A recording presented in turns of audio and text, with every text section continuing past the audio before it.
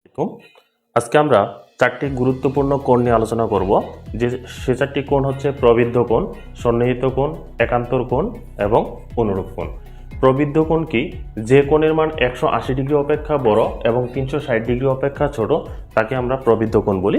আমরা চিত্রের মাধ্যমে প্রবৃদ্ধ কোণ এঁকেছি। কোণ এ ও বি, এটা হচ্ছে আমাদের প্রবৃদ্ধ কোণ। এরপরে হচ্ছে আমাদের সন্নিহিত কোণ।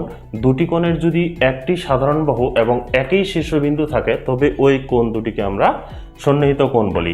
একটি চিত্রের মাধ্যমে আমরা দেখানোর চেষ্টা করছি যে সিএডি এবং কোণ বিএডি দুটি হচ্ছে সন্নিহিত কোণ, কারণ দুটি কোণের একই শীর্ষবিন্দু এ এবং একটি সাধারণ বাহু এডি রয়েছে।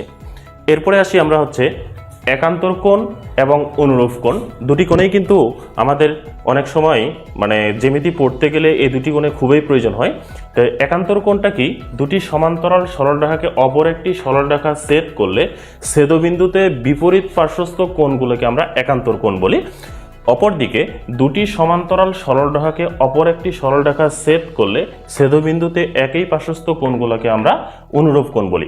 তাহলে এই যে আমরা চিত্রের মাধ্যমে এটিকে বোঝানোর চেষ্টা করি যে এ বি এবং সিডি দুটি সমান্তরাল রেখা এবং ইএফ হচ্ছে তাদের একটি ছেদক।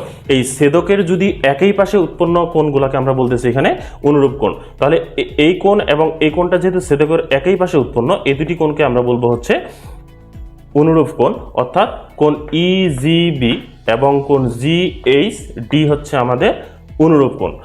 আবার একান্তর কোণ কোনটি?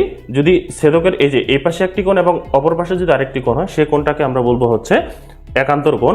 অর্থাৎ এই কোণটাকে আমরা প্রকাশ করছি কোণ এজিএইচ এবং কোণ জিএইচডি, এটি হচ্ছে আমাদের একান্তর কোণ। তো আমাদের অনেক সময় কিন্তু একান্তর কোণ এবং অনুরূপ কোণ দুটির মধ্যে আমরা কনফিউশন পড়ে যাই। আশা করি এই ভিডিওটি যদি আমরা ভালোভাবে দেখি তাহলে এই কনফিউশনটা আমাদের দূর হবে। ধন্যবাদ। আসসালামু আলাইকুম।